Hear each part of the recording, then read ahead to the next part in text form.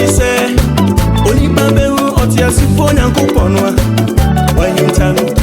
Shia or dance for Joseph and Padua or Jacob's Kingdom at last. No, Miminja and Quasia Debia and Opanonsia a companion non so as well. I will Atinka TV so now on far a Radia Samoa a man qua emerald. Say no to religion. Say no to religion. I'm telling you, won't you see a net? I give a bit because the spirit of religion is hunting you. Now, that better tell you about us. Was the idea no crow cancer so any onyam some pahitas. The godliness, the mission of godliness, the great was it without any controversy. God has manifest in flesh. Whether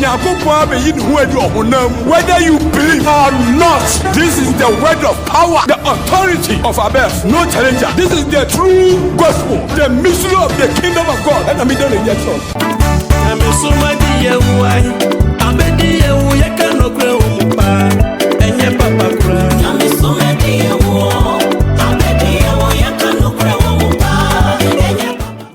Afe yenko the near chapter 9. Near the whole show. Verse number 24. Gee. Was said at that Mammy can kind, make a bro for no. So the asia. Was it was said that him? In fear pimo dio son. A brand wapa. Dap him in fear pimo dio son. Quite. Oh my, a new crook chrono. Oh my, Jerusalem. A new crook chrono. Jerusalem. Is a good to the dam. Amen. Was said maybe up to so. Oh my. Israel, and you crow Jerusalem. See at the end is so on yam rat. No, my bonny yedu. No on pattern we no on for that train a day. Emra, is a good to da. A child, you may be a caution. Say a Viniciana, what body, a you may be by the cost war assassination. I was said ya to Jerusalem, and it on my Israel swore. Say ye be yemra to a question. Me ama boni awie du ama oman no. So di ase na owie nyina no ama amumuye tu atwa. Na afi wo de da tren ne aba ama nipa because nipa ehwe se obe o tren ni. Na so ma hu o tren ni ba akokora wasase so. Na se na nimu ne adwuma ne ko na wie yi a afi nipa benya access to the righteousness of God. Anunti and now see, seek ye the kingdom of God and his righteousness. Because after so we are human, I dear Denny Pabianim, and he say, we try me can't hini, I think I'm the light of the world. Amen. Now what me the righteousness of God. Afefra. Now what me because we are going to the home of righteousness. We are going to the home of what? Righteousness. Omanya. Training the day. To Sanka training now, where the la unya honey day. And a training, she be who na hini. No, Copedian Yamsum. Was Israel for a Tinyamsum, a Timlum, a tea training is our day. Obey that. Obey that. It's a good story. Was I can say when you go about I didn't know what. I didn't see a baby, and I would dear baby no pet. Obey there, Mammy. I don't know how was that. Mrs. Nasa, we mamma nun secret Muntramika. Muntramika, and it was a full radi. And Primo Akuma is a good story. Put your hands on. No for that training. A muha, you best answer, and this was the and a decent man, you be silly up. Emma be a vision, and the prophecy then can be. Jaga gizodi da. Amen. Mesi ye wiene doctrine ni nya pie na hinie nya lanchi wie pepe. Mesi prophecy o vision ni nyina to ayeden. Senya na ado peshenkom. Okwashefuo bia obeshenkom bia onyankopon mu bia. Nyankopon ne kasafa ni mu. Nyankopon ne hyenkom. Mesi enya Isaiah na hyenkom. Ene nye Jeremia, Moses won hyenkom. Na mu asafurade na hyenkom wo mu. Ono ne na wo mu ye den. Ekasa. Because any it didn't someone or buy and no for feeling someone or Kai no one can't just here as Isaiah Capmano. Only Mushati, because any Isaiah now Isaiah 3 verse 1. According to Isaiah chapter 3 verse 1. No question. Erade. Asafo Rade mati bia wodo wani etuade ina afi Yerusalem ni Juda. Aduane bia ina. Aduane nyina. Israel nyina. Koi. Verse 2. What's it there? For your dombema. And no kufuni. Otemufuo. And why? As for I don't know. If you can't do for no, you're D4. Because I need. na ofa omu kasa wie a na ama abodin because ye hunu ono person no na ye de sa anonyam ne touch na ma wo ofa omu kasa aye ishaka gizo dida na enye ona o kan ye ono no odifo no Ase komshafo ono ne de yen komshafo bo sa kese ma yakobot asfo If you First Peter no. First Peter chapter 1 verse 10. Confirm it all. Masa, ya den same bia dada ma dwenya moa because nyamsom de utimu a ya krosu afi Nyankopon ho. Ene nasem. Ade e frɛ no kra de unsonti kra no akoto so. Unna kra no aso ho dai. Me be kyerɛ. Janga gizo dida. Amen. Senye na hini be pia. Masa, yo ye bia. Misi ni o ye bia. Enkosi hu. Hey, what's it then? Sankwaji no na. Adifa wa she aduma e ba mo so ne ho kom e to ho pe. Won say onam o so kasa ye nti ene ye kan ye say adifo o hye nkom. Adifo a onam odum so e hye nkom no. What you say? Ye den. E to ho e pe. E pe. No pe. No pepem. E hwe breko.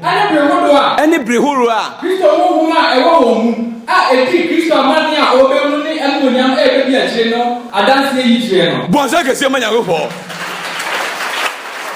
Ye de adifo na no ne hye nkom. Be okonhyefo no ni wo mu a ono edi ne ho adanse amane a obehu ene ne obeye ene ne ebesi na ono a enam Isaiah so ene Jeremiah so ene David so ene Moses so ene akonhyefo no nyina kasa obaye na fe ono aba no of fulfilling that dia o say invented na Isaiah ne kan na ono akofa na ode ye adwuma nothing conscious Radi hu mo boy. Amen. Hu mo bonye wadwe, minusi nye wadwe. What ase ni oni ani ni behu se wo na wakasa nye wo wa. Ni odo ho ma no na mu no. O na ye osa. Amen. Bo se kase manya ko bo. O ma ho kwa se ya obesa yare. Ye be ye hu adwuma yesi ya ama afiri mu. Ishaka gizo di da. Amen. Ti nyansa no. Enu nti wo twa na bia de ato ho. Ye be ye sa adwuma no. Yenye ye wie na fe wo na hini ne kire ne ba wie be pa. Afi nkwaje na ba ya da samadia. Ye na kra na ye sane mo frɛ fiase nyina no obia ntwa mi kan hwehwɛ enu nti siki obia ye nya na so pɛ mo hwɛ hini enu o se wo he na obia echesi wo he kwaku ahu o se da bi o ene ye word siki the kingdom afi ye o ye tisi hwɛ so no bi ko mo hwɛ so no bi ko ene ne kasa ya sesen kasa ne se ye hwɛ hini afi ye se ye mo hwɛ de sorry sir adane Merci à Dani Ishaka Gizorida. Bon, c'est que c'est moi qui ai watché à sport. Nyamesuma di yewu. I don't know how to say. Tu sais que ni pas. Il y a une yani edebrem. Si nyamesum religion. Ya nyamesum abosom. Ya nsuma nyame. Bom na ewo Nyankopon ewo yemu. Oh, Israel hu. Abifu hu. Kasa de we entwa pokra ma Ghana. Tie hu ya nka entwa pokra ma Ghana. I tell you honestly. Ishaka gisolida. Amen. Na ene akowie se. Ifi atoye kosi apue, atifi na nafo obi ada. Nyamesom nti. Koso koka ho asem o na kra no ani kun no. Okọ dize be ne den. Sa ne question be bisa dize ye ne den. Ye ne hwia ye de ye no ekosi osoro edi nanum gya e ba be se wo. Na mo odi ne se akonya na san ba biem.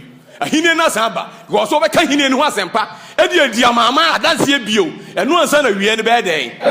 E na sa pie. Eti wi ya be witness to everybody. Send ye mutena mu, ye mu beto ye nye noa. Afi na apie, osoro mu blu hu nti. Bo se kese manya ko potaso.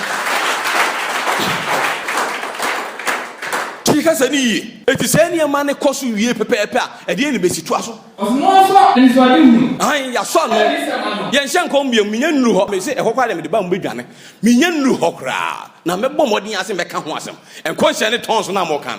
Ubedwane oba won ka se enka ho bet mo am practice de won ka che se awurade asem awurade masa anu nti me se metam nyamsom bia na me hu ba bia me de betu biom yen ko se de osna akonkron mu ade konkron na yen sira akonkron mu ade konkron koi eti Daniel hunu na ti ase se efri asam a eka se efri asam bi beba ameya ka se won sare titi Jerusalem esi na na mu obrimpo bi ba abeka se let build Jerusalem again.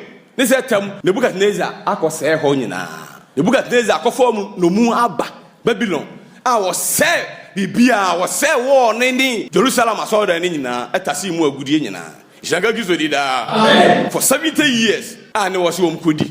Na ebre ni wiedu no. Wo hyenkom Isaiah 44 verse 28 and 45 verse 1. ɛsɛ ɔhene bi ba a yɛfɛ ne Cyrus so di aseɛ na Cyrus ne ba asafo Awurade ahyɛ ne sɛ ɔma ne man kwan na ɔmo nkɔ kyekyere kuro ne foforɔ Ishaka Gizodi da. Amen. And during the time of Cyrus, Cyrus by her pen or now so ye. Oka Ezra chapter 1. Cyrus by and on now so Israel for our Babylonian as a monko. No one could stay Jerusalem beam. No one could go see a sword down. And seen it be a senator for Adi Ashamon. Ishaka Gizodi da. And to question any bump pepe. Now, oh, ye pa. Obesiesi Jerusalem or Mahoka Miesi ye pa. A fairly the Messiah. The Messiah. Onwaga Sabeba. Ishaka Gizodi da. Put the answer. A fairly the Messiah, the king himself. Onwaga said, but 'twas was it. A free Samoa, Obi Baba Kase, Yantichi, Jerusalem, and Sensin and Namubium. Quite. Dikosi obrenpon wasra no so. Edikosi obrenpon enti obi ba be kasa ansa e na obrenpon ayasra no no be den.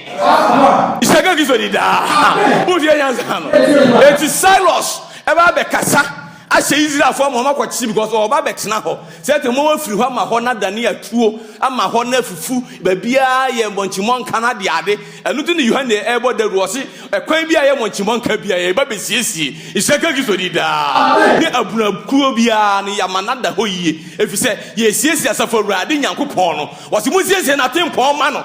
Umana country Isaiah 40. What's it there? Verse 1. Tie. Monchiche me mare. Onyankopon na osie. Na mo ka boju sem che Jerusalem. Na mo nka kasie we da ro we nka che nse. Na kudi na bana wie ye wate. Efi se die. Ne mfo bi a wa ye de ka de a che na sa ne ye ba. Ne boni nyina hono. Wanya Awurade nsem emoho wasa nya another portion. Ishaka Gizodi da. Amen. Koi. Afeti. Afe ni kosheni bi beba. Ono nim etiam mu se. Mummo Awurade kwa wo he. Because now mu firi ho ache Jerusalem wo afu go nyina bedi Babylon 70 years. Obviously e hoy cool. Eti mummo Awurade kwan wo sere ne so. Because oba ye sense no ko nsenka no. E ho no ye nsenka. Ishaka Gizodi da. Eti mummo Awurade kwan wo sere ne so. Na mo ntre de en.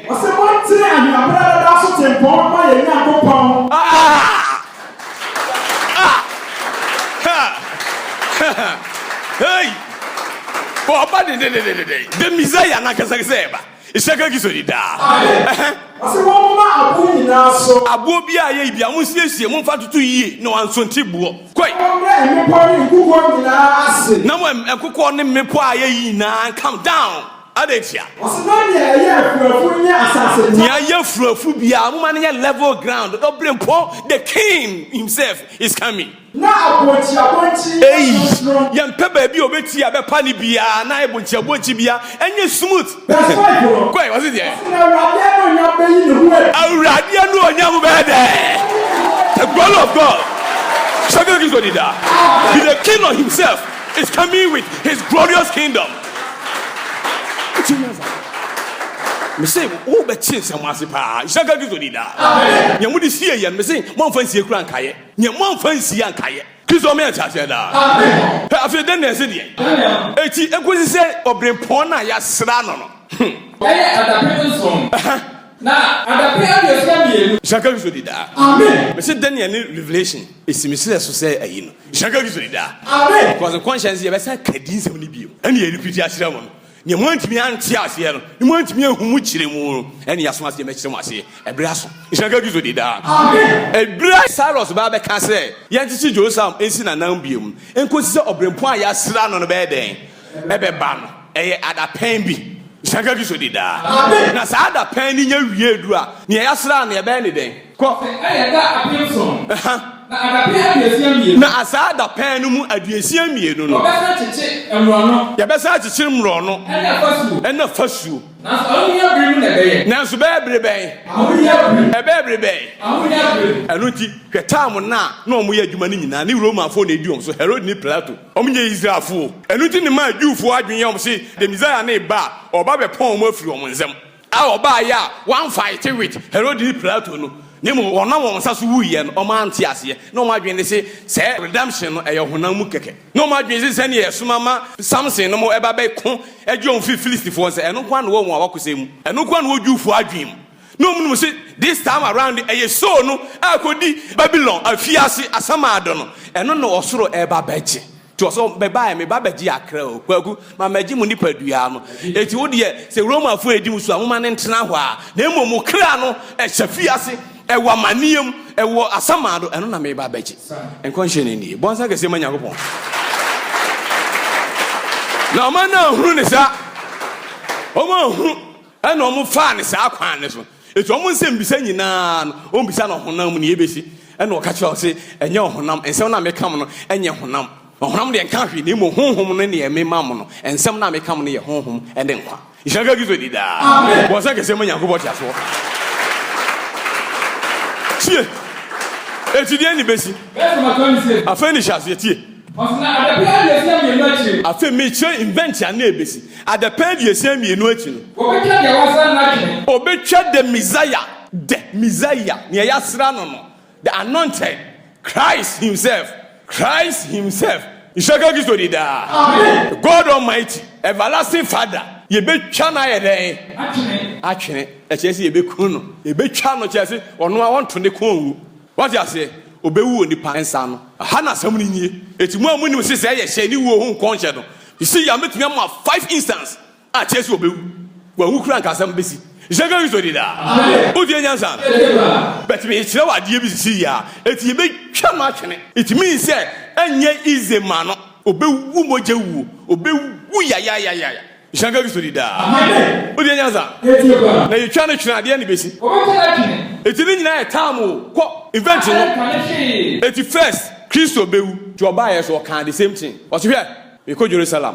asofo ni be yimi ama mama no no mokume ne nansa so no mesa sorry ishaka gizo dida amen odi enyansa of can 3 towns eti na suafo no mo nti ase cause no for Philip bibi kwai o se en Canadian he will left nothing echese ade bi obenya aye bia eno so ebe kɔ ne saa bibi bia la ya ne dia bia obenya aye bia ti asuafo no ene na chidifo nyina so ye be ya omoden enka ahwe ene dia asemaka eti ampa persecution eno so ba so life ne to aso no te radio excuse ba e pepepe o still John 16 is here ene bi ba mo wona be kum no ebe o madwe se o mo de son that o mu nime ishaka gizo dida amen hono o kire o se mo suzu ye twa me twene pepepe a mo suzu esum na eba no ebe kum persecution what ho abakosem se ne ye asuafo no ishaka gizo dida amen ho abakosem da so da Rome de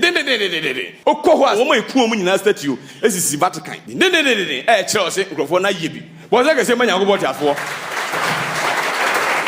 invent na me say no ni nyina so abamu life oba pepe Daniel ensam ni nyina obe fulfill no say you repeat to the people say ebebam ampa so ebamu life ni wo ni bam na asuafo ne taye so ye den ebam jaga gizo dida amen stay me kwadi si na abo life wa eni nyina wo ngomanum ani James etwa nti ni nyina ene wona aka no me say dwuma ye di wo mo wo enka no hwe it was ye to mu nyina ase eti kingdom no enyina ye ko mu nyina ye nya no ma ti kasa ni unim na just a person and no credit because what now ofa kwa bia so beku mu nyina ampa so Bible ekan Daniel ekan de to ho ese wo de ahotefo no be ma no se wontu om so sa na ampa otu om so sa na otimi om ishaka gizo de da amen kan Daniel 7 Daniel chapter 7 verse 19 tie verse 19 me se metum na metrosi ego osana person who abo otoso ana aso ene won nyina abo otoso nan Roman Empire ne mo ane endan ye odi kan ye Babylon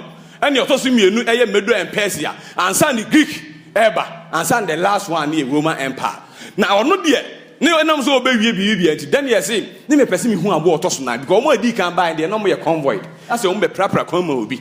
na ne otoso nan ne de mitimi hu ne yi ko na dwuma obey na no ohye kwai eso ono ene wo nyina eso no ono ene omu nyina obi adwuma obey bia ntimi fa toto ne otoso nan ne aye Roman Empire o se de o se ne ye hu broso ne hu ye hu broso ne se ya dade ne se ya de wa uhu a eye aboa ne se ya dade yenko na yo ye kobre na wure nyina ne mo wure nyina ye kobre odidi bubu odidi a no abubu bi dene na peta nkaye no de na ya peche nkaye mo sefo no ase ne nyina isega yuzoli da it means you oba bese asase me se ewiase hye bra da ho a ye wo tu mu abeto ye nyina eye Roman enhyehyɛ Nyankopɔn hyehyɛ ba akokora na wiase bi ni nyina ba akokora ni ho ɔma bi ani ho a ɔde ne hyehyɛ na ɛyɛ adwuma America kasi ye nyina egina Rome because the canon law of Rome and America de ye adwuma bibia okokɔtuo woyɛ den yo ni nyina ɔ na ɛyɛ sika mu twa ya mu di ɔmo ne de bae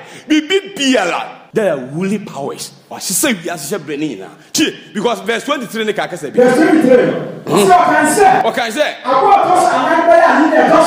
abo otoso nan be ya hini otoso nan asase so e wa asase we ebeso ono what ase ti e ya hinie na ebeso no ono ahine nyina e wa hinie na ba ye ni nyina nti aso kwai na ebemmene asase nyina etieti aso ebugu no esiasi ebe ya asase de ebemmene asase nyina ojitu zo wa menem o ma ga na mojitu no ya menem mu da obi yam o I tell you honestly me say mu da obi yam memma asensode mienu pe e ma obedi adanse isaga rizodi da amen ya menem me say 5 star no bunya free 5 star no momra Ghana MPA enchire wiase nyina enchire man ne say 5 star no ejina homa hwan so hwe me ene na ya hwan me say bisa 5 star no ejina homa de hwan dia hwan hye so de no isaga rizodi da amen ena aso de wa mene obi a dey tin say 5 star e wo wiase e flag nyina so dey tin wo wiase flag nyina so na ebi kura de e wo so 13 e tiase ye de odupon ni siesere so unim ne ekoso wo wiase e shaka bi so di da amen wa se ke se manya ko boti aso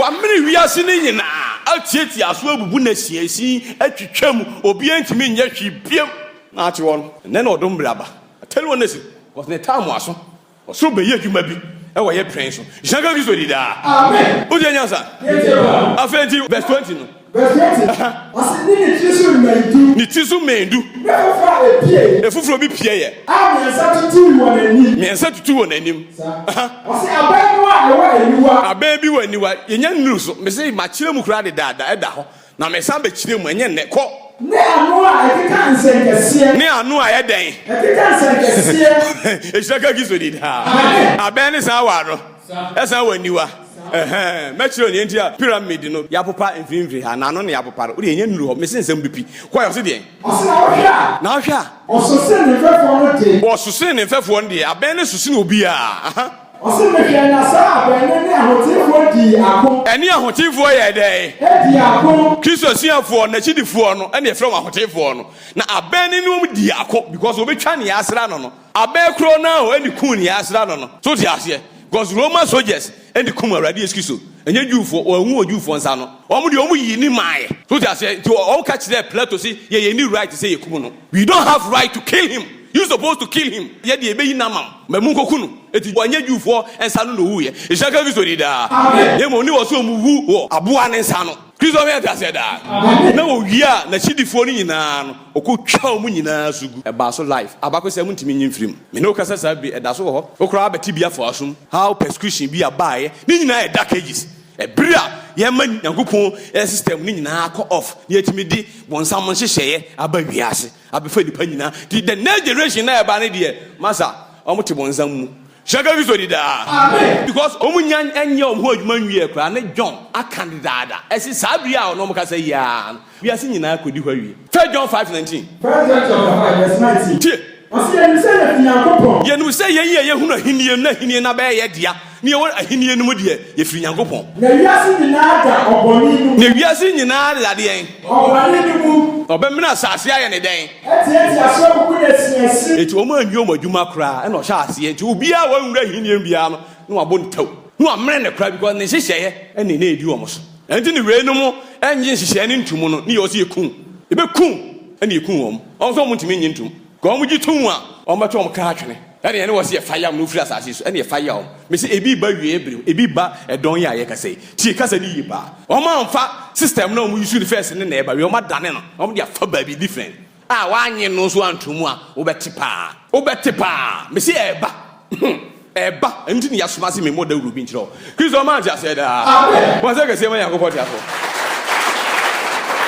afei kɔ Daniel chapter 9 no ɔse deɛ tie ɔsena ɔbɛpɔ ɔbɛba ne ma ne bɛsɛ kuro ɛne kronkronbea ɛno nti sɛ neɛ yɛasra ne yɛtwa ne twene ne anka ne hwe a ne yɛkum n'akyidifoɔ no a sɛneɛ ɔbɛkɔmfɛmo ma asuafoɔ no sɛ ɛtwa sɛ mewu na mo nso so yɛbɛa bɛkum hyɛnka kristo di daa na yɛnya yɛ sɛ nneɛma no mmienu wie pɛpɛ a saa ɔberempɔn no a ɔreba no saa koa no a ɔreba no ɔbɛa bɛyɛ dɛn ɔbɛsɛ kuro ɔbɛa bɛsɛe Jerusalem ɛne kronkronbea ɛne deɛn kronkronbea hyɛnka kristo di daa ɛno nti Awurade Yesu Kristo baa yɛ bɛduru yɛ pɛpɛɛpɛ na ɔbɛkɔ no na event a ɛbɛsi n'akyidifoɔ ɛne Jerusalem ho ɛne major event a ne ɛbɛsi ɛyɛ serious ebia yɛ distraction na Jewfoɔ ɛtete Jerusalem ɛnyine ntom eti ɛka da minute amana kɔ no ɔhwɛ kuro no di suyɛ Luke 19:41 tie eti fasa na se Yesu sugu kuro so Yesu sugu deɛn kuro so na ɔse ɔberempɔn no a ɔba no ɛman bɛsɛe kuro kronkron no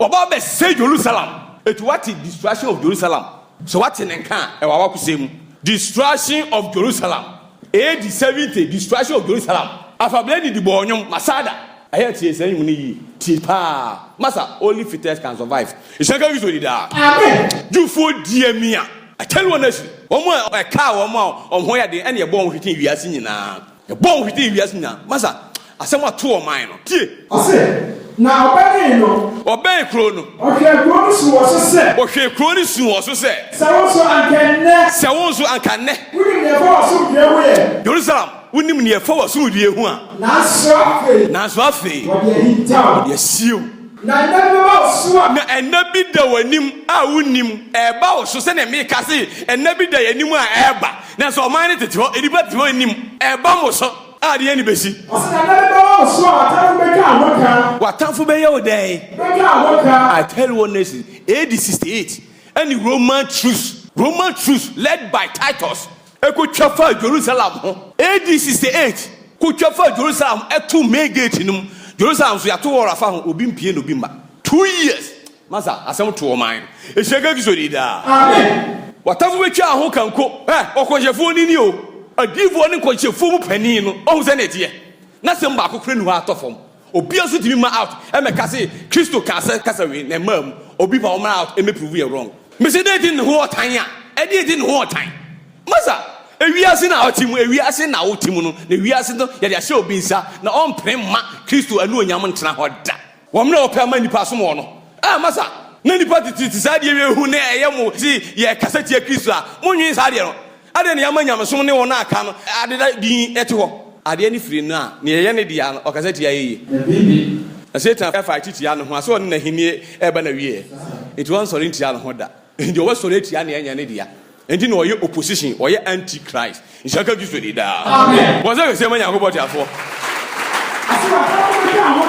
watamfo bɛtwa ho na wɔtwa ho kɔntɔnkorɔ na waka wɔhyɛ mu baabiara na wɔdwiri mu ne wɔn a wɔn mu no agu fam na Jerusalem obi a ɔwɔ mu biara ne yɛbɛsɛe no yɛbɛdwiri mu agu na wɔrenna wɔn mu ɔbo so wonyɛ wɔn mu ɔbo so adeɛ bi yɛbɛdwiri agu kɔe efisɛ wɔahu bere a ɔdom bɛyɛ dɛ wɔahu bere a ɔdom bɛhwɛ o ne yɛadom bere wate ɛna no mu ne yɛadom bere sɛne ɛnɛ ato mu yi mesi wɔahu bere yi a yɛwɔ mu yi a masa asɛm bɛfa ase asɛm bi bɛfa wɔ ase ɛtɛne wɔ no asi hwɛ dɛ si yie o hwɛ dɛ si yie na biribi yɛsɔre na biribi bɛsi Jerusalem atamfo wobaa so watamfo wobaa so a yɛmfa nkyerɛ wo na wɔahu bere a ɔbɛhwɛ wo wɔn hu brɛ soma ase yɛmɛyi wo mfiri mu Ìsìnká Kristo di daa. Amen. O jẹ nyansa. Ẹntu da omu firi asɔre dan mu opie ɔkɔ kyerɛkyerɛ wɔ asɔre dan mu hɔ. Epie pɛpɛpɛ na suafoɔ ne ka kyerɛ ne sɛ Awurade hwɛ sɛ ne ɔde aboɔ fɛfɛɛfɛ ayɛ dan na ɔsɛ hwɛ. Wei na mu hu no ɛbiri bi ba a onya ɔboɔ so onwiri mu. Ne wɔn mu si Jerusalem asɔre dan no ɛho abasɛm yɛbɛdwira gu AD 68 ya yɛbɛtwa fa ho AD 70 ne nyinaa bɛ collapse. Wɔn mu adeɛ nyinaa ɛne deɛ ɔna ahyehyɛ ɛna ɛba mu. eti wo kan wo anti a ebe bam utimi nya no hwe utimi sia no kwan eti ne da ubo na bo ne kukubo na ba ne ye kan no so so nti a me say enye tia untie ne eba anything but what matters ne say ade na eba na ebe bam ishaka bi so di da ko se ke se manya ko boti akọ afa wo se nkonhia efa ne ba obesan ba biem no ene wo san de Jerusalem sayie no esan be shame biem because okwa eno beto aso eti ne kwachi no event we so a Jerusalem sayie no ebe ba so e ma so bra ode ti ase na emu bra obekọ no eti niam ebe ba ne kọ na chi no a kire se o san ba biem no Jerusalem sayie no eno so be ba so life. Luke 21 Luke chapter 21 verse 20 verse 20 atamfo betwa Jerusalem ho ede ehia bra wo su no ena okan ye eti afi wo hye nkom de atoso na ode bu atoso na afi afofele se ne de ne aka se obrempon na obeba no ebe se krokonkon no ene oman no yenko osina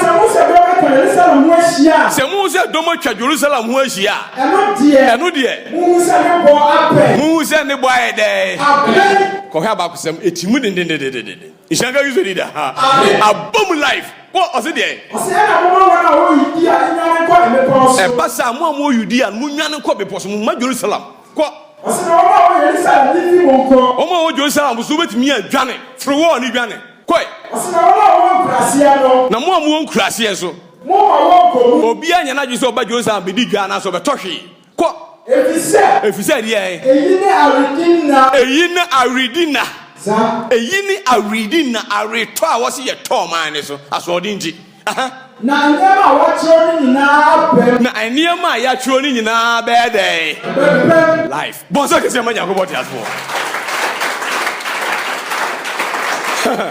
uzi nyanza tie eti Jerusalem say ye ni wie pepepe a afi otao Judaism o bibia ye den off asi Jewfo no kra mu hu omho anu biem cause we akodi ha we so akodi ha hwan ye raba ne hwan ye Christian obeshi nu hwam na de ade eti ogu Judaism no na ogu nyamesom no ishaka kizodi da amen odi nyansa eti eba mu so pepepe e ma Jewfo nyina bo hwete wiase nyina for so many years ansane America any Britain ekobo ma no asado ma ko back to Jerusalem ho na ho asem de age de kireo ishaka kizodi da amen ti medika ka Israel fo ne be ni Israel fo ayabifo ye hunu ye ho no mbeto ya twene na Israel asase no ebenya din aba map mo eno mo ye saa de maka ho asem awie nshiraka gizo di da amen na kadwufo no mo nye Israel fo biom because ye wa mo free Israel fo enam half cash on koye na e ba ne sen ene san akoba asa nshiraka gizo di da amen eti asem o kan to ho no ye den e bam pepe event ya ne osisi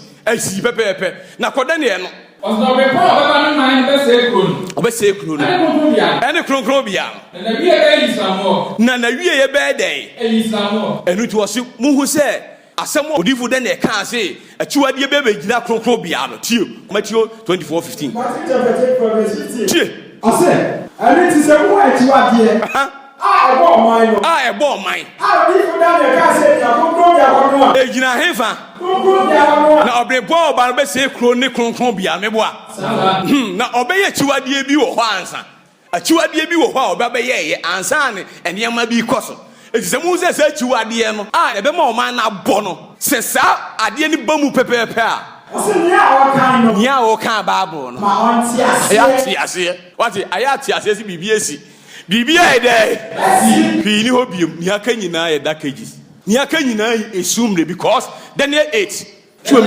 verse 12 tie verse number 12 ose tie I don't see why sheda so ne mra to mu kan 9 ne ma me pransa na aben ti wa bia ko efire mu bia ko bai aben bia e koka Daniel 7 no e san be pie wo ha aben keto ne san pie wo ha koi na ye kasia broso na ye kasia broso ampa o se ye kasia sin ni nyina yanko Echira na afofo ene pue ene asase fefe Jerusalem koi na ye kasia kopem osoro na ye kasia krasa kopem osoro asafo na toto asafo ni bi and the host of heaven eba asase iso ene instrument ni bi ede shaka kizo de da aha echira obibi echira ze aben no enye obi akeke enye bibi keke nie odi osoro asafo ba asase we so no odi ne du ya twi osoro asafo ne ho asam ne ye ka yɛto obi ba no wɔsa twe wɔ so asafo bi kan ho bae ihyira ka gizo daa na ɔno na bɛn ni gyina hɔ ma no na ɔbɛfa nipa mu ayɛ adwuma bi bonsam ho asam ne yɛ kan tie kasa no na otiatia wɔn so na ɔmaa ne ho so koduru asafo ne deɛ asafo ne deɛ na ho ane asafo ne safo hene kɔ Hebrews according to Hebrews chapter 2 verse 10 what's it there efata ni ani ntinyama nyina wɔ hɔ na mo so ne nneɛma nyina wɔ hɔ no ni a wɔde ɛma bebree bɛba na no onyam mu no wɔde wɔn kwagye deɛn ɛsafo hene na amanunu bɛkɔ pɛ ya eyi etu eti kwagye ɛsafo hene no ɔne hwan ɔno ne bɛfa asɛm ni hunu ni mu ɛde kɔ pɛ ya wie du no na saa bɛn ne ba adwuma ɔba bɛn nie ɔbɛma ne ho so atia yɛn kwagye ɛsafo hene no asafo ne deɛn ɛsafo hene kan bi ɔman ne ho so koduru asafo ne safo hene so ɔman ne ho so koduru asafo ne safo hene so na oyi daa afɔdeɛ ne firi n'anim na oyi die firi n'anim a wɔnam so ne Nyankopɔn ma wapam no wɔsi mo abɔ ma hotifo ano ma me wɔn a nam afɔrebɔ ne so ne mo apam ohun sɛ ɛno ne nipa nam so ne Nyankopɔn wapam pɛ ɛna okoyi saa deɛ ne firi hɔ me se yɛde adeɛ ne ba fam ahinie ni kɔ na wieɛ eti wɔ sɛ nneɛma ma ahinie ni ahinie no efiri hɔ ne yɛtumi frɛ ne nyamesom atumi ayɛyie ihyɛnka bi zori daa afei wosɔ na basa a wɔfafa baabi wosɔ ne sira a wɔso tefa baabi na to din na afei yɛnhyehyɛ mu zaa na afei obiara bɛhunu ho sɛ adeɛ no asɛe because ahinie bi a ne ho di papa mu no adane amanfo agu enti sɛ yɛbɛhu sɛ kristosom no a ne yɛ ahinie no ɛnɛ emu apaapae a mema ate asɛ sɛ agu di da ɛna so nyɛ ahinie biom ɛno nti wontumi mfrɛ sɛ ɛyɛ ahinie da ɛne wiase atam de akɔto history mu ɛne documentary mu ɛsɛ ɛyɛ nyamesom sɛ wogye dio sɛ onyi nio saa so na ɔsoro ɛma ho kwan bɔ sɛ kɛseɛ ma Nyankopɔn ne yɛbɛyɛ ne Nyankopɔn ɛntena ɔsom em anaa ɔsom bim anaa ɔsom sim anaa asɔre anaa asɔre bim ɔde aseɛ yɛsɛ yɛ emu 40,000 denomination no emu deɛ ɛwɛn ne Nyankopɔn yɛ ne dea ti Nyankopɔn baako pɛ no ɔte hwan mu obiara so gidi yɛ nko obiara so nkyerɛkyerɛ nko obiara eti ɛfa no ɔte ɛnyɛ no korɛ yɛ kyerɛ ɔse nkurɔfoɔ bi divide akɔnkam ehyira ka gizo di daa wɔsɛ kɛseɛ ma Nyankopɔn wodie nyansa eti ɔman no ho so koduru asafo ne safo hene so na woyi daafo le ne firi hɔ na ɔyɛ dɛn na ɔto ne kronkron bia tena bia no kronkron bia no baabi a asafo Awurade ɛte no ɔtoto twene fam ɔma ahenie ne to twene baabi because ahenie ne kronkron bia Isaga gizo di daa his sanctuary a numu na ɔte di ne hene nti ɔsɛ ma ahenie mmra na ɔpɛ ɛmɛyɛ wasase so ɔpɛ ne ɛmɛyɛ asase sɛnea ɛwɔ ɔsoro Isaga gizo di daa na ɔbrɛmpɔ foforɔ na ɔba no esum na ɛba no ɛba bɛyi ahenie na firi hɔ because ɛwɔ si kan kɔ ne sum nya kwan ɛna ahenie nso ne de the light of the world naba eti ahenie ɛmfiri hɔ a esum no nya dɛn nti oyi na edi kan no hɔ na ɔde ne ɛtɔ so mmienu abɛsi nti ahenie firi hɔ pɛ nyamesom na obehu na ɔkyena the next hwii ni hɔ bi ɛtu yi a ɛnyɛ Nyankopɔn ahenie a ne yɛ nyamesom bɔnsam Isaga gizo di daa tie kasa ne yie ne yɛasom a yɛatena ho a abɛsi saa bi ɛno nti na yɛyi adwene afiri ne ɔbaeɛ so ne yɛfight ase yɛma obi ɛhu ne nnɛ mebɛkyerɛ nkɔhyɛ ne fa ho sɛ yɛma muhu Kristo da over the dead body muhu mu Nyankopɔn abifoɔ muhu mu Nyankopɔn ka wɔmapira koraa ka wɔmapira ma hoɔden na ba dededede ɛdeɛ nti na mede ahoɔden gyina ha yɛ kasa ɛdeɛ nti na mede tumi gyina ha yɛ kasa Isaga gizo di daa ɔnso kura kasa akoe ɔkasa tumi mu paa o yes sɛ nni wɔ se nka to sɛ nni wɔ se nka ba mo so wei ne tie agyanom so a na ma nyinaa ehu yɛn wɔn kɔ fam wasafra ade wɔ emu sɔ do bɛnma Isaga gizo di daa wɔsɛ kɛseɛ ma Nyankopɔn di aso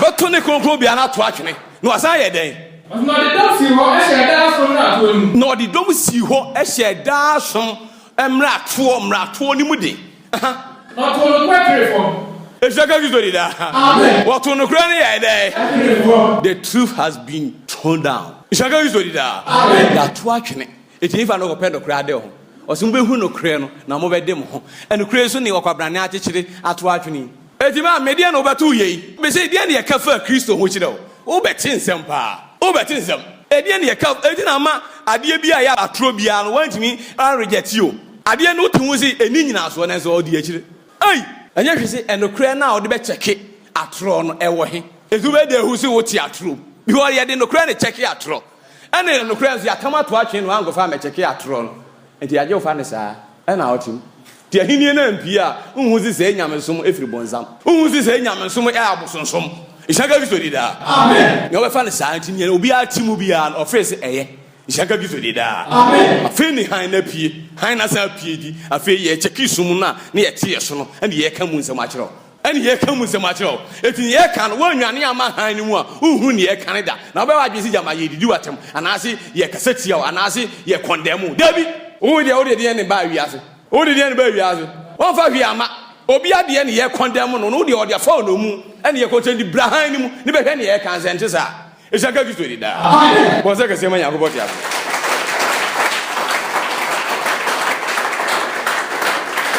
afei kɔdɛ ne 9 no sɛ wotwa ne asa ne wie na anka ne hwee na kyidifo nyinaa sɛ kuom na destruction of Jerusalem ne nya ba wie pa ɛdeɛ ne besi na akodie bɛdu awie akodie bɛɛ dɛ bɛdu awie akodie eti after no no ewiase bɛkɔ kum ampa ne nyinaa ba mu life ɛnɛ yɛwɔ first world war second war gulf war religious war ne nyinaa bi kɔ akodie ɛne bɛtoa event a ebesi a de nneɛma nyinaa Onyankopɔn abufu a de nneɛma nyinaa ɛba ɔnsi invent na esi bia anya sumdie ɔnsi invent na esi bia anya sumdie Kristo wu anya sumdie ɛna suafoɔ no persecution anya sumdie destruction of Jerusalem anya sumdie ɛna akodie first war second war gulf war ɛna religious war ɛya sumdie kyerɛ ne yɛsi mesi wiase ne ho ntɔ no ɛnti na ɔmfoɔ so yɛ asɔ ɔmbɛ United Nations no so ti asɛ ne ɔma yɛ peacekeeping ɛmfa ɔsoro ayi na sumdie firi asase so second scene no obeyiye first scene no ɔda sumdie bae owie na dwuma a mo anya ntumpɛ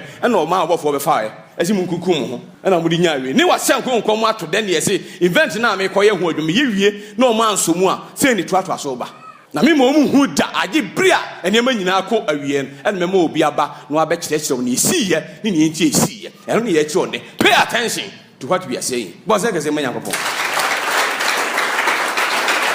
Oje nyansa anu nti akodie ebeduru awie akodie ne betoa so etu obekɔ ka Matthew 24 verse 7 a ɔse de Matthew 24 verse ɔsa hyɛ nkɔ ni ɔse na wɔbɛte akon ene akosɛm shaka Kristo di da amen wɔn na ani adanse wɔ saa asɛm we ho asɛm ya yɛ kan ko ne de se ba na ntia yia na de ade ne de kaka ho wɔn na ani adanse se ampane yakato ewiase nwoma bɛ ne twere ɔko a na ɛbɛba wiase ho asɛm to Masa, ɛnɛ yɛbie wadwi mu woma wadwi sɛ kroso biem ɛfiri neɛ ɔsɛ ɔti ho a ɛnim neɛ ɛbɛto nhyɛka Kristo di daa amen wotie nyansa ɛnɛ neɛ ka fa ho bia ɛnɛ sɛ wahu light na turu wahu sɛ ne ɛteɛ na ɔte sum nti ɔnu so ɔka pɔtɔɔ koraa a ɔntumi hu hwee ɛno ara na ɔbɛgye ato ɛnɛ yɛde light ato so yɛturo very high light ɛne ɛda so paa nti adeɛ bi a ɔsum biaa bɛpie wɔanyi ho adie bɛyiwa pie nhyɛka Kristo di daa bɔn sɛ kɛseɛ ma Nyankopɔn te afoɔ akodi bedi awie amanfo yɛ wɔhyɛ ne pintin ɛnam sɛ yɛahyɛ adeɛ bi a ɛfɛ no amanfo yɛ yɛahyɛ ne pintin sɛ ɛmmrama adwuma wei ɛne yɛfɛ no nyamesom ne nie nyamesom ɛne yɛfɛ no amanfo yɛ tie kasa ne yie paa ɛno na ɛde division ɛɛba ɛno na ɛde mpapamu ne yɛasa kɔ back to Babel Ishaka Kristo di daa amen na yɛ divide wie a yɛde nyamesom no bɛdane yɛ amanfo yɛde dane yɛ amanfo wie a ne yɛtumi atase yɛ agyapadeɛ ne afa yɛ maako de akɔ nomfam because yɛafa wei no mu a sɛ yɛnka yɛde wo kɔ a mɛka bi aboa ɔhaw wodie nyansa ɛti yɛde nyamesom no ba bɛdivide mu yɛbɛdane mu amanfo ɔpɔɔ me se yɛbɛtena asase wei so ɔman Ghana mu ɔpɔɔ sɛneɛ ne yɛwie fie Nyankopɔn koraa na yɛwɔ adeɛ bi intimacy bi a wɔyɛ ntam a masa na yɛka papapapapapa atɛle wɔ nesi ɔman wei yɛsusu akora yɛbɛhu bi ne yɛka papapapapapa ei na dwadie kora yɛdi kora ne yɛfɛ bata trade mede nyadoro aba na so deɛ makɔ aba ne yɛafa ne yɛafa obiara nka sɛ medeɛ dɛ dɔɔso wobɛfa ne kyɛ sɛ masa ɛyɛ nika hwɛ ne nyamesom atete yɛ mu ayɛ awareɛ kora wokɔware ne wonyɛ member wɔ wei mu a ɔmfa ne ma ɛna ɔnyɛ wei hia ne kyɛ sɛ asɛm ato nipa kɔhwɛ amusua nyinaa wokɔ yɛ akura hɔ amusua nyinaa yɛato hyeɛ nyamesom na ntɔkɔ atimi si ho sɛ obi atwa ba ne hyɛm ɔde ne nipa efu no ɛne na mmerɛ mu a ɔkɔda no ɛno nso yɛkɔ so na ɛmfa no mo so ma ɔkɔi ɛtɔ da so a na ɔma no asan da ne se yɛn nyinaa yɛso Nyankopɔn baako pɛ kotuko mfa kro anhim ejaka kisori da o wo twetwe ya sa o wa na fe mu nyina ti be crash say oh sorry say ya cry dey ni say na ye ejaka kisori da bo se kese ma yakobo ta so amanfo ye ti kasa ni ye pa because omo ane eba no omo ba be papa ye mu ni ahye ho nkom de ato eso omo ba omo man kase wemfa anu wemfa omo de division ba eti de nyamso ba ko e be ka kire bra yi se mo kwa mo nro mo paboa wate osum no ba ko be hyemra ma obi se won nro ne paboa okura oko da mu aso ro paboa e na akọ Nyankopon animu a wo hye paboa e shaka gi so di da amen udi gaza ni de pona tunitim na onya nyansa bi nti omo ahye mpaboa nyina ekọ nyina no omo mfa ni die ma Nyankopon obuofu omo nyankwa ni ono so nyane die o okọ omo a ede mpaboa akọ no no asa kọ ho se mo kọ amo hye mpaboa because abosom animu ne yekwa ero we mpaboa ti omo nyina omo so abosom omo awro mpaboa akọ nyina omo so abosom udi gaza na aboa akọ udwan akra o hye mpaboa da bi a oku na ansa na wawro ne mpaboa ne hafo so anya eti omo kan na so omu ache ye divide one bon sam Nyankopon Chikazaniyo, they divide you on the they are coming to divide you. Jude 1:17. Amanfuye. I shall print his embla. Quite. You chapter 17. Omo eba na juma no beti. Na mo adofo. Mo kai se. Nsema ya Awurade Yesu Kristo asomafo aka to wo. Nsema Awurade Yesu Kristo asomafo no. E shede to ho ene se de. O se o ka kira mo se. So o ka kira mo se. Ebre di akire yi mu. Fedifo beba o bedi wan ankasa emuye akọ na echi. Fine. Fedifo beba o bedi wan ankasa emuye de akọ na echi. O se eyim ne wona wo de papamu ba. Eyim ne wona wo de de ebra mu. Papamu ba. Ediefo. O se honam achiwadefo a woni honhom. Honam achidifo. Omo honam kwa na omudi achiri. Omo ni honhom ba ko se. Honhom krokro ba ko se omo ni mba bi ofigura. Isaka gizo di da. Amen. Na omo ba no omo de empapamu na ede. Anu ma cho. Sise ya owura anyway omo ye ba ko bi. Nyamesom ni nti omo ede. Ko we gidie si won hye, we di esi ma onro. Ene ye di ato obi atim nti omo nam ho nyina omo nka in spirit. Ena ba honam fom. Ya san dia akoto we esu trim. Esi we moduku, we so enye duku. We enye se ene ye di atoto tumu sa. Eni nyina so Onyankopon ani. Because anya hwe say adane amanfo ye pese dane amanfo hwe to amika ko Matthew 12 Matthew chapter 12 verse 5 hwe ahini ni ye pese dane amanfo ti sei ni betimi ayama adane amanfo yenko ose no wo na adene no ose won se ahini biara ene ne hudi papa mu no dane amanfo dane de amanfo ene krofo na eba no edi ohunam akono achi no no omu ni honhom no wo mu ba omu di papa mu na ede ne mo ahini na mo anya no a ye de abre yen wasase isu ye mfa so menya nkwagie no ya dane ne de yen amanfo because ye mu papa pa entimi ntira ho biom si ahini biom Eshaka gizo di da. Amen. Udi nyansa. Enuti ebedane amanfo. Edu osi uhuna amanfo ye achiwade na odifu de ne ka ase abegina Nyankopon ofie aye konkron bia no ahimie nimu na ne o kan no ye den. Siasie. Dani amanfo. Boze kese ma Nyankopon. Oi! Asamu asiyo. Asamu siyo na asamu atunipa.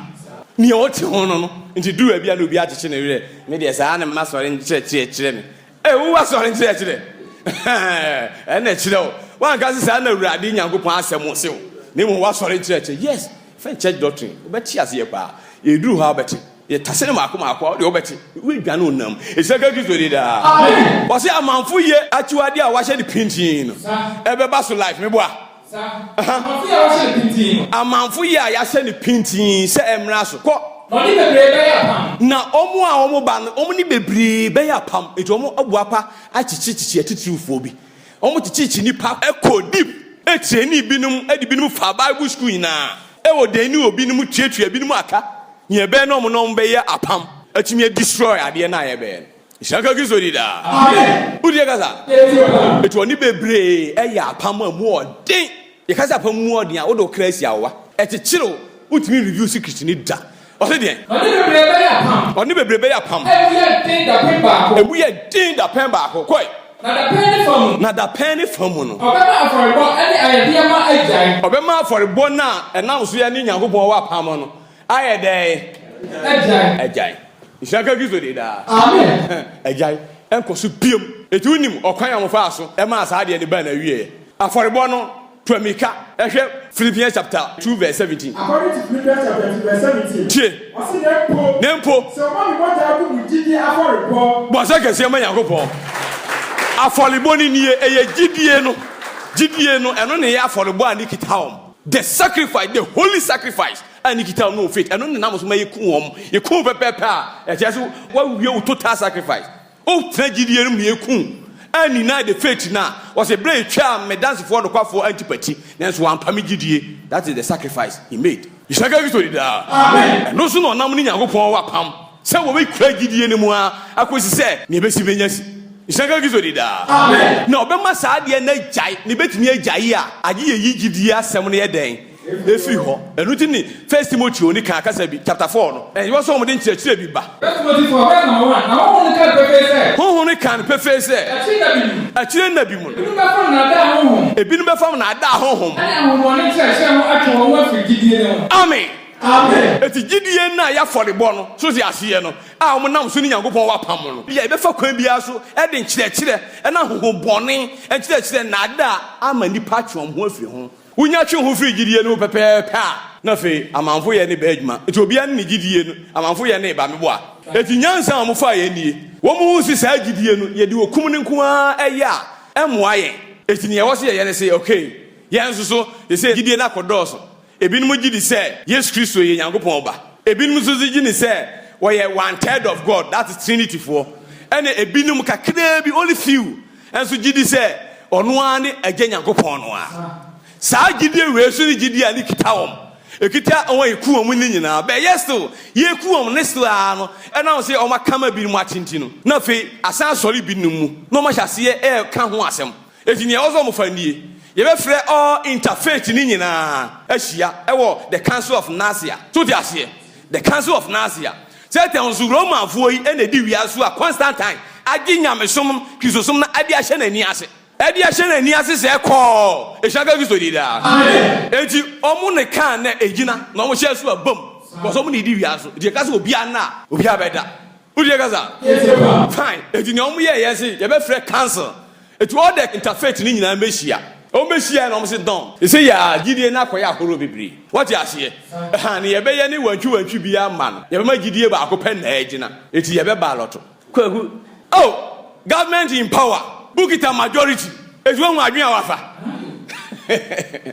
won mo se gidi a be gini pankwa okra no enkwagie okra nkwagie ne ye beto so aba o First Peter chapter 1 verse 9 First Peter chapter 1 ha ade e meje okra no hwese ye beto so aba ni ote hu no o gidi a wanya wo de o timu no ye to so aba o masa e shaka gi so di da amen ei koi First Peter chapter 1 verse 9 Osise munya mugidie wie ya a ne mokra nkwagie no munya mugidie wie ya ne mokra de e nkwagie etidie na agi onipa kra no gidie ene ye to so aba ye twa hu loto eto ato anto so amonko se yim ei awudifo oni e ehiraka gi so di da ena majority ni so ne kita fake na anya no kre no ene ye beto aba asema to nipa ezi na akoye so omo ana ahye da ya we de ye nyina na ye adwen ne ba mu ha asema si o me say someone make a wiase foundation na etimi nyina fa ko ishaka gi so di da wo mu say awie na nyatom awie na nyatom nipa ishaka gi so di da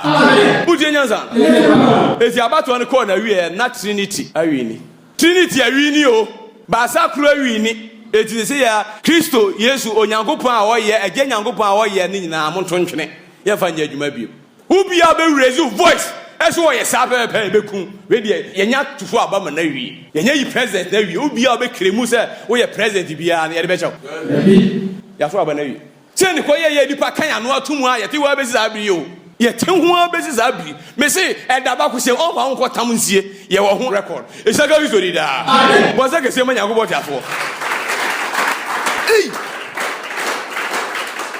wo mra ubi twin hu free se gidie hu pepe a okose yem Hebrews 10 According to Hebrews chapter 10 verse 37 verse 37 hey amanfo ye koi Asina akaka krase. Na nia obeba na nyaba. Na oche. Na nia otiri gidie mu benya nkwa. Na nia otiri afiri gidie ni mu be dey. Ebenya nkwa. Gidie nti na Hebel, gidie nti na hwan, gidie na omu nyina na so wuye. Ye kuwom. Oseme ka gidie ni ho asem a aka Barak ni Samson omu nyina gidie kro na. Edu penso ya to so abo. Enso wa nwini. Mo nwini. Ni otiri na mgide su benya nkwa. Ebenya nkwa. Na so onimu no otwe ne ho firi gidie ne ho a. Mekira eni so no. Ana ada ne Adamu ne ntiakire bi ba. Se le Timothy oni kan ye no. Ama nipa twe ho afiri he. Gidie ne ho. We ni efe na apostasy. O waye no. Ani nipa be waye. Me se Christosum ne waye ko enyamesom. Ami aka afiri enyamesom. Buddhist, Hindu, Hare Krishna. Ene won aka ho nyina Christosum e kwa kosan line ni bi. Christosum ampa so ene esalai ni bi edim ogogo pe ne timo pa we oman yi mu kura bako hu school munni mugitum okura aka ama ne efe azaka gizo di da amen apostles na nya to yen ya why free ho hi my god was it there asana so bi na ho ke ne so so obi twi ne ho free gidie ne ho a asafo wurade kra ni so ne da because she brother ne okran kwagie ene ogidie na wie nsanka gizo di da amen nti mon free gidie ode ama hotefo nyina preko pen ode ye ne fa he ene ye de aye okom trinity ye to so aba why enye gidie afi nyankopon ye votu ye ne fa he ti kaza ni ye eni baabum eni baabia eno ne ye be kire okwan fa so pa Kristo no number 1 ni okwan ya ne ye fa so pa Kristo ye deny Christ amanya mesom no atimi take position na amanfo ye na akoso atena ho ntuaso tie asina ye na ye die tie o mutam no o mu se ne ebesi bia benyesi na o mu de ye fa na wo ki wo ho ko oseye wo mu fra obi a obetwe ho afiri gidie ne ko seyim nemom wo mu de ye fa na wo gidi ko okra nkwaji baza kese manya kopo wo mu fra wo na wo gidi no mu ko okra nkwaji enu ti do mu gina mu ma ne o mu de ye Bible so mu mu kra abode ama o mu ho wadi ase na o mu na mo adanse ene awurade Yesu Kristo mogya no so edi nkonim ene ebie enso ano atoso enum no yehu se o mu nyina e wa henwa na nim aya ma o mu nyina atare fita nshaka Kristo di da amen e twen se the last generation for no nso eba be face the same thing me see ebra so don bi abo oso hwe ne abese ko ni biom me see history is going to repeat itself but say kese manya gopo